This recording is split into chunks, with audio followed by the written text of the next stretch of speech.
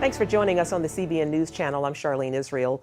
NSA leaker Edward Snowden is on the run today and seeking political asylum. He's hopscotching across the globe, spending a night in Russia and expected to fly to Cuba today en route to a possible asylum in Ecuador. Meanwhile, U.S. officials are scrambling to stop Snowden before more top-secret information is released. Edward Snowden continues to evade the long arm of U.S. justice.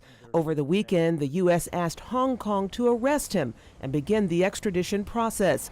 But Hong Kong officials said there were problems with the legal documents and allowed Snowden to leave for Russia, despite having had his passport revoked. What's infuriating here is Prime Minister Putin of Russia aiding and abetting Snowden's escape. The bottom line is very simple.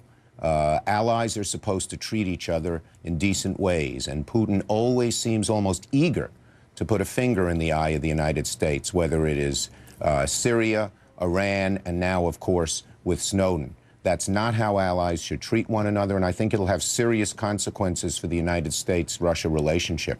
A spokesperson for Putin says Snowden's arrival in Russia was unexpected. The U.S. demanded Russia expel the fugitive and warned other countries not to let him travel through. What Snowden has revealed has caused irreversible and significant damage to our country and to our allies. This is an individual who is not acting, in my opinion, with noble intent. Today, there's growing concern that the former NSA contractor will publicly reveal more damaging information or even pass it on to America's rivals. Snowden says he's traveling with 4 laptops full of the country's most sensitive secrets. I had access to, the full rosters of everyone working at the NSA, the entire intelligence community, and undercover assets all around the world. Despite warnings from the U.S., neither Russian or Cuban authorities are expected to stop Snowden from flying through on his way to Ecuador, where officials say they're considering his request for asylum. Snowden is also being helped by the anti-secrecy group WikiLeaks.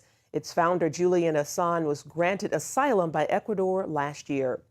Senator Rand Paul says the U.S. government is getting out of control. Numerous scandals have quickly come and gone for the Obama administration, but the Republican senator says the common thread in all of them is that the bureaucracy and the presidency now have too much power.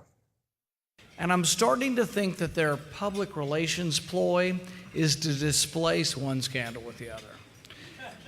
But really, if you say, what is the nexus? What intertwines all of these scandals? It's really a government that is drunk on power. It's a government that has allowed so much power to gravitate to the presidency and as an extension to the bureaucracy.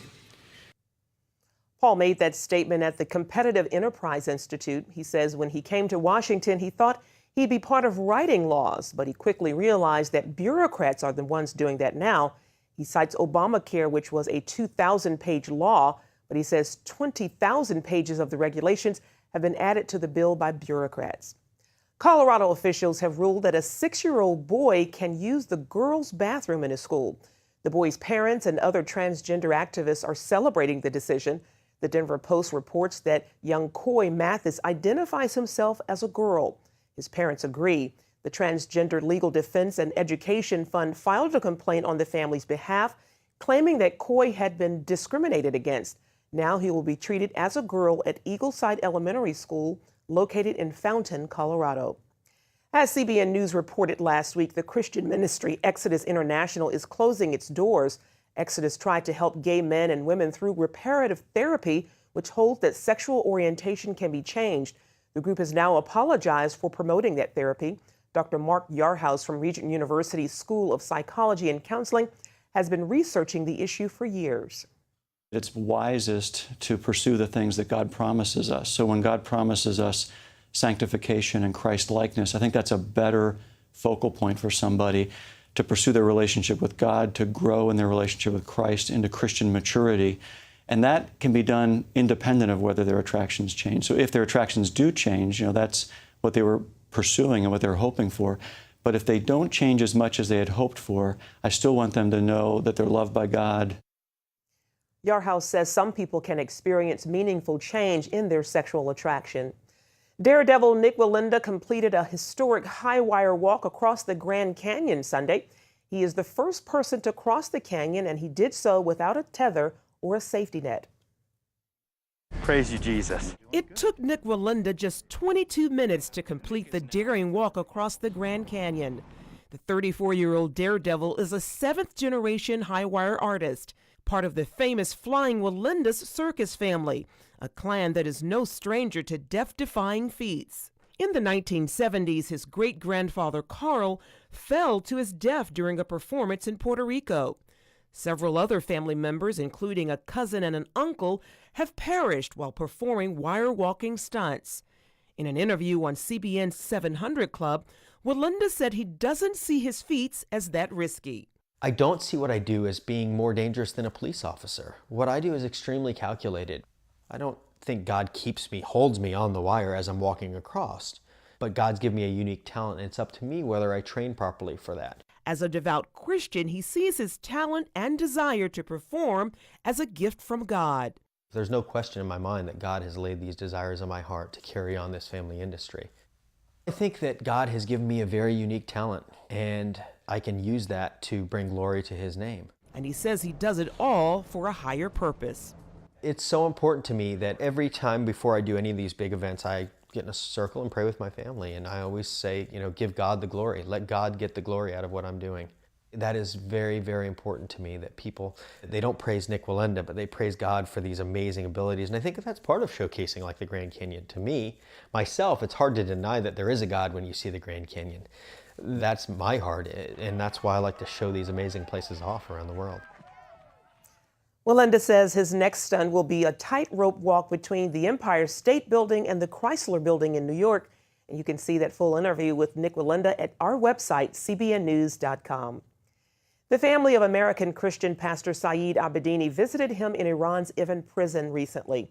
They say he was in good spirits. According to the American Center for Law and Justice, Pastor Saed told his family his health appears to have improved. The ACLJ also says that since Iran's presidential election, Pastor Saed reported Iranian prison guards have threatened to move him to a more remote prison. That move would make it nearly impossible for his family to see him. Some are saying Iran's new president is a moderate. Recently, CBN's George Thomas spoke with David Yanganzar of Elam Ministries, if that's true, and if he might have a positive impact on Christians.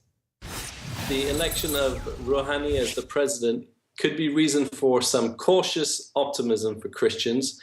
And that's not because he is a reformer who wants to change the Islamic Republic, but because he is a pragmatist who realizes he needs to do a deal with the West in order to lift some of the sanctions that have hurt Iran. The reality is, even if the pressure is lifted, Christians will continue to be monitored, and they will live with the pressure that any time persecution could come back. There could be some better days ahead, but at the same time, the fundamental system is not going to change. In 2005, Mahmoud Ahmadinejad began his term as president by cracking down on Christians. 8 years later, what has been his legacy as it relates to the underground church in Iran? Under President Ahmadinejad's governance, the church has certainly suffered more. Hundreds have been arrested. People are still in prison. Some have been suffering greatly for a long time in prison.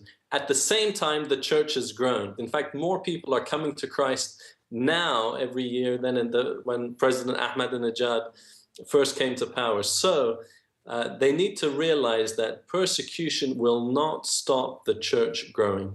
However, David, we learned this week that several house church Christians have been sentenced to jail. Might that be a sign of Rouhani's strategy, or what's going on here? I don't know the exact details on that, but we are hopeful that there will be some lighter days for the church.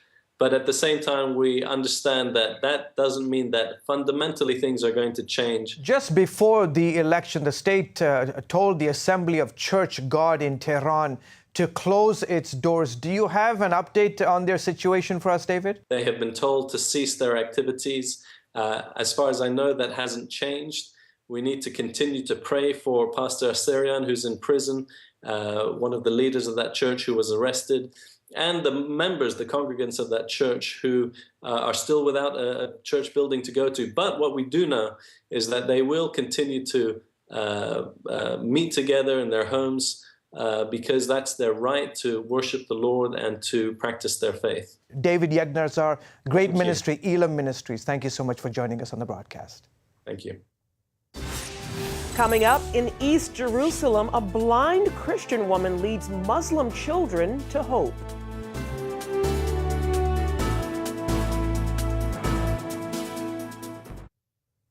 The Pakistan Taliban says it killed 10 foreign mountain climbers, including one American, in retaliation for a U.S. drone strike that killed a deputy leader last month.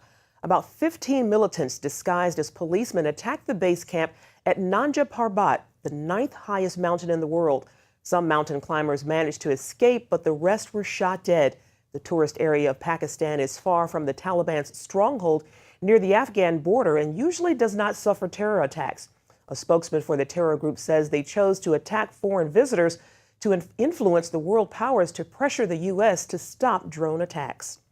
Supporters of Egypt's Coptic Christians met this weekend in Washington. They warned that Copts faced growing persecution from Islamists under the rule of President Mohamed Morsi. British Baroness Caroline Cox referred to several recent incidents of violence and quoted a Nigerian bishop who has seen Islamist persecution in his own country. He said, if we have a faith worth living for, it's a faith worth dying for. Don't you, that's us, compromise the faith we are living and dying for. My friends, my concern is we are compromising that faith, which others, including the Coptic Christians in Egypt, are living and dying for. I believe that we who have freedom must use our freedom to defend the freedom of others. Baroness Cox is chief executive of the Humanitarian Aid and Relief Trust. Our next story gives new meaning to the proverb, the blind leading the blind. It's happening in a small learning center in East Jerusalem. That's where disabled Palestinian women are learning skills that give them confidence and hope for a productive life, all because of a Palestinian Christian who would not allow her own blindness to keep her from helping others. Heather Sells reports. Every time Lydia Mansour goes grocery shopping, she faces obstacles. The roads are very, very, very difficult, and they never think of blind people, at least not in East Jerusalem or the West Bank. Miss Lydia shops not only for herself, but for 36 students at the Peace Center for the Blind, an educational and vocational center she founded 30 years ago in East Jerusalem. Although she's a Palestinian Christian, her students are mostly Muslim. The purpose for this center is to help these women to be independent. If we hadn't started this center, many people would be left without education, without a job, without any interest perhaps in life. Karima joined the staff after going through the school's vocational training program. They gave me the permission to do everything, and I feel confidence in myself. Students learn to read and write along with skills they need to take care of themselves. They create products to sell, giving them an opportunity to earn an income. Each individual has special attention, and we get through the individual just up to where they need to go. Some finish universities, and if not, they go to the vocational center. At least they have something to help them in the future. Miss Lydia was born near Jerusalem and lost her sight when she was only 2. But she was determined that blindness would not hold her back. As I grew up, if I took over something, I was always determined to do it. If I was quite convinced that this has to be, I always got through. That same determination is now turning other lives around. Muna couldn't speak when she arrived at the center. Weeks later, her family noticed a striking difference. We were really surprised because she was talking and understanding what she's saying. There was a lot of joy in the family because she also was happy that she could say things and people can understand what she's wanting and what she's trying to say. Muna's father understands disabilities. He overcame childhood polio to earn a degree in business. Now his daughter is on her way to a more fruitful life as well. There are many more women in East Jerusalem and the West Bank who could use this kind of help. I'm all the time praying that the Lord would give us a building that we could do all our work in under one roof. But if we do not have a building large enough, we cannot help half the people that we really mean to help. Yet she is determined to keep the center's doors open. Everybody in life, every child has to be given a chance to prove what they can do. Some people are going to be very successful, others not. It has nothing to do with blindness at all. But I believe that everybody should be given an opportunity. Heather Sells, CBN News. Up next, it's called an energy from waste facility, and people live near it. Trash incineration, is it harmful or not? That's the question coming up.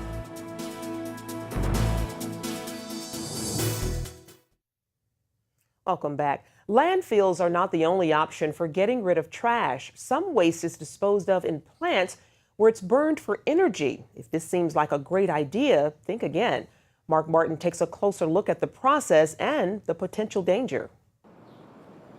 Like a giant claw, a huge crane slowly descends into a pit filled with tons of trash, or municipal solid waste as it is known in the industry. This energy resource recovery facility near Washington, D.C. is Covanta Energy's largest energy from waste facility. According to the EPA, it's one of 86 plants that burns municipal solid waste to recover energy.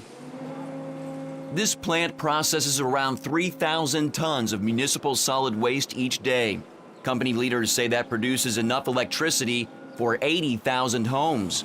First key to a very efficient and clean combustion process is mixing the waste well. So you can see and hear the cranes behind me mixing that waste and then slowly feeding it to the boilers that create the steam that then makes the electricity for those homes. However, for attorney Mike Iwa, the co-director of the Energy Justice Network, the process is definitely not clean. Incineration, first of all, is not waste to energy. They like to call it that, but what it really is waste turned into toxic ash and toxic air emissions. Incineration releases a lot of toxic metals like lead, mercury, arsenic, cadmium. It releases dioxins and furans, which are the most toxic chemicals known to science.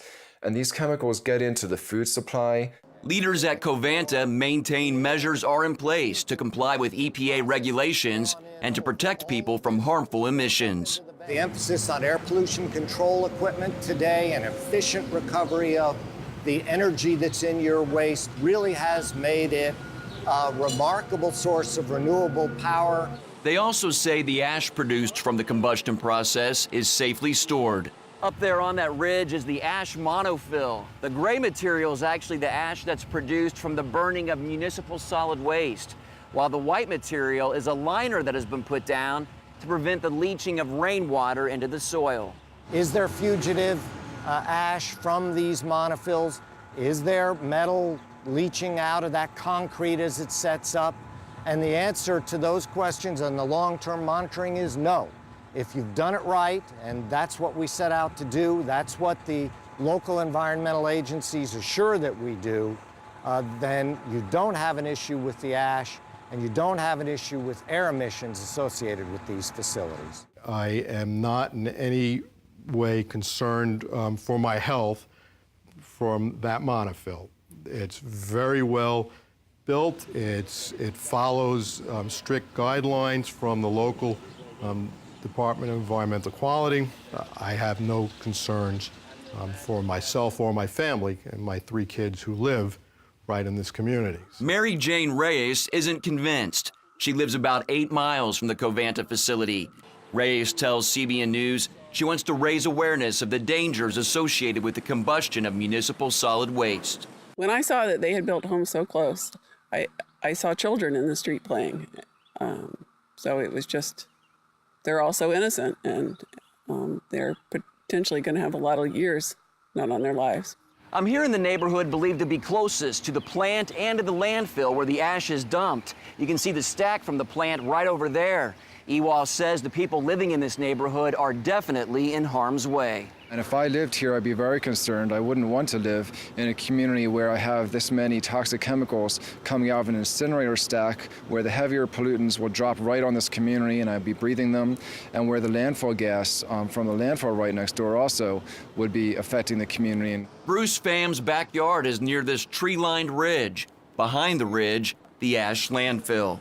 When I first moved in here, it was a short-term thing, but if I were to live here long-term, it would concern me. Just the fact that, you know, being so close, we're not sure how much of it runs off, or, and to be honest, most of the biggest concern is just the smell. Sometimes it really can be odorous around here in certain mornings. There are odors because they're coming off of these facilities and have many other chemicals mixed in with them. So some of those chemicals have odors. Many of the other hundreds of chemicals mixed into these gases you will never smell, but they will affect your health. Despite the concerns of nearby residents, facility manager Scott Drew denies odors are a problem. Combustion air comes through the tipping floor doors, comes under the pit wall and into the unit, always keeping the odor inside. Okay. We've in the 15 years that I've been here, there has not been one single odor complaint from the facility. Ewall's Energy Justice Network doesn't buy it. It's important that people organize to make sure that this incinerator is closed down, which from DC, where I live, we'll be working to make sure that we stop sending waste here when the contract comes up in a couple of years. And to make sure that the landfill stops operating as well, because it shouldn't be this big and continue to expand this close to residents. Mark Martin, CBN News, Lorton, Virginia. Finally today, CBN's Superbook aired nationwide in the Philippines this month. An estimated 1.2 million people watched the episode in the beginning, and it was rated one of the top programs of the day, according to a Nielsen rating report. There were more than 1,800 salvations. Praise God. That's going to do it for the CBN News Channel. We hope you'll join us next time. Have a terrific day. God bless.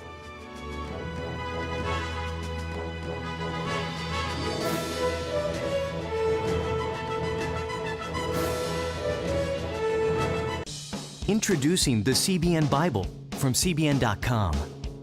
Now, an easier way to study the Bible and grow in your faith. Highlight your favorite verse. Read separate versions at a glance. Click and read a commentary. Or cross-reference your favorite verse using the Strong's Concordance. All the right tools to study the Bible, all in one place. The CBN Bible, available at cbn.com/Bible or the iTunes App Store.